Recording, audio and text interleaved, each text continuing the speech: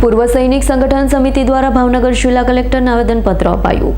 પૂર્વ સૈનિક સંગઠન સમિતિ દ્વારા ભાવનગર જિલ્લા કલેક્ટરને આવેદનપત્ર આપી ભારતીય સૈનિકને ઢોરમાર મારનાર પોલીસ કર્મચારી સામે કડક પગલાં ભરવા માંગણી કરી છે. ગત તારીખ 3 સપ્ટેમ્બરના રોજ સાબરકાંઠા જિલ્લાના તાલોદ હિંમતનગર શહેર ટ્રાફિક પોલીસ દ્વારા ભારતીય સેનામાં ફરજ બજાવતા યશપાલસિંહ ઝાલાને ઢોરમાર મારવામાં આવ્યો.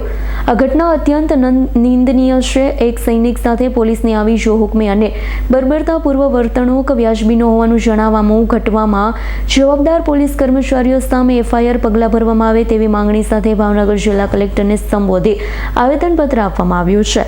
જો આ અંગે તાત્કાલિક પગલાં નહીં ભરવામાં આવે તો આવતા સમયમાં સમગ્ર રાજ્યના માજી સૈનિકો તથા માજી સૈનિક સંગઠનો પ્રચંડ પ્રતિકાર કરશે તેવી ચીમકી પણ ઉચ્ચારી હતી. વંદે માતરમ, ભારત માતા કી જય. હું કૃષ્ણદેવસિંહ ગોહિલ, પ્રમુખ પૂર્વ સૈનિક સંકલન સમિતિ ગુજરાત રાજ્ય. આજ રોજ અમે ભાવનગર ડિસ્ટ્રિક્ટ એસોસિએશનના માધ્યમથી કલેક્ટરશ્રીને એક આવેદનપત્ર પાઠવવા આવ્યા છીએ. આપ સર્વ જાણો છો કે તારીખ 3ના રોજ હિંમતનગર ખાતે એક સર્વિંગ સોલ્જર જે પોતાની ફરજ દરમિયાન રજા ઉપર આવેલો હોય અને પોતાના પરિવારની કાર લઈ અને માર્કેટની અંદર જરૂરી સામાન લેવા જતા હોય ત્યારે હિંમતનગર પોલીસ દ્વારા એમને રોકવામાં આવે છે.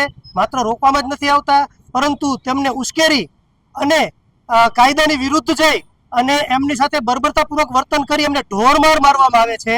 અને એટલી હદે તે પોલીસ ત્યાં રોકાતી નથી, એમને ત્યાં નજીકની ચેકપોસ્ટની અંદર લઈ જઈ અને 7 થી 8 પોલીસ દ્વારા એને માર મારી અને ઢસડી અને એમના કપડાં ફાડી અને જાહેરની અંદર એમને પોલીસની ગાડીની અંદર નાખી અને જેલમાં પૂરી દેવામાં આવે છે.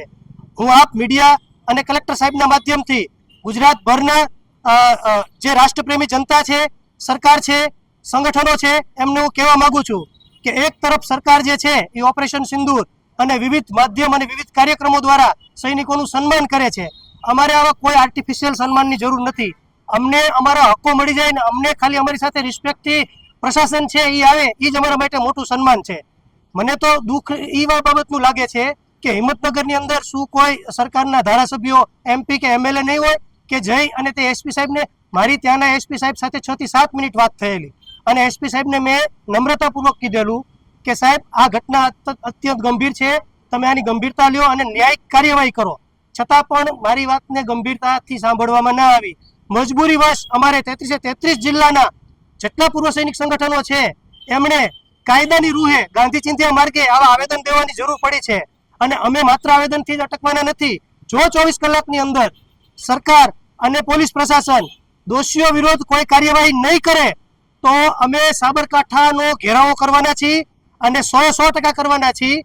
ત્યારે એ ભીડને કે ભીષણને રોકવાની તમામ જવાબદારીમાં સરકાર અને પોલીસ પ્રશાસન સંપૂર્ણ જવાબદાર રહેશે. અમે સૈનિક છીએ, અમે ડિસિપ્લિનમાં માનીએ છીએ, અમે સરકારમાં માનીએ છીએ, અમે રાષ્ટ્રવાદી વિચારધારા સાથે જોડાયેલા છીએ. પરંતુ એનો અર્થ એવો બિલકુલ નથી કે અમારા ઉપર અત્યાચાર થાય અને અમે સહન કરી લઈએ. અમારી આર્મીની શીખલાઈ છે, અમારી સાથે કોઈ અન્યાય કરશે તો અમે એનું ચોક્કસપણે રિએક્શન આપશું અને કાયદામાં રહીને આપશું. પરંતુ કાન ખોલીને સરકાર અને પોલીસ પ્રશાસન સાંભળી લે. વારંવાર આ ઘટના કોઈ ગુજરાતની પ્રથમ ઘટના નથી. ભારતભરમાં અને ગુજરાતભરમાં આવી અસંખ્ય ઘટનાઓ થાય છે. સરકારના પરિપત્રો છે દરેક પ્રશાસનને કે સરકારના જેટલા મહેકમાઓ છે એમાં સરકારી આદેશ છે કે પૂર્વ સૈનિકો, વીર નારીઓ, એમના પરિવારો અને સર્વિંગ સોલ્જર સાથે સારો વર્તન વ્યવહાર કરવામાં આવે અને અગ્રતા આપવામાં આવે. અમારે અહીંયા અગ્રતા આપવાની વાત તો દૂર ગઈ, પણ તમે કૂતરાની જેમ એક સૈનિકને ઘસીટી અને શું સાબિત કરવા માંગો છો? તમે તમારું સાચું સન્માન ઓપરેશન સિંદૂરના નામે કે તમે વિવિધ કાર્યક્રમો ગોઠવીને સૈનિકોના નામે જો મત માગી શકતા હો તો મારે તમને જરૂર ટકોર કરવી છે. આદરણીય ગૃહમંત્રી સાહેબને પણ હું આપ તમામના માધ્યમથી કહેવા માંગુ છું કે આજ 3 દિવસ થઈ ગયા. IB છે આપની પાસે તમામ ઇન્ટેલિજન્સ એજન્સીઓ છે. શું આપને ખબર નથી આ ઘટના ઘટી છે? આપે 24 કલાક 72 કલાક થવા આવ્યા છતાં પણ એની ઉપર કોઈ એક્શન નથી લીધી. તો અમે હજી પણ તમને હાથ જોડીને વિનંતી કરીએ છીએ કે હજી પણ 2 દિવસનો સમય છે. અન્યથા અમારે મજબૂરીવશ અમારા હક માટે ગાંધી ચિંધ્યા માર્ગે સાબરકાંઠા જવું પડશે. તો અમને મહેરબાની કરીને મજબૂર ના કરશો. અમે ડિસિપ્લિનમાં અને કાયદામાં માનનારા લોકો છીએ, પરંતુ અમારા સન્માનના ભોગે ક્યારે પણ નહીં. વંદે માતરમ, ભારત માતા કી જય. ઇરફાન સોલંકીનો રિપોર્ટ, S9 ન્યૂઝ, ભાવનગર. અમારી તમામ માહિતીથી અપડેટ રહેવા માટે જોડાયેલા રહો S9 ન્યૂઝ સાથે।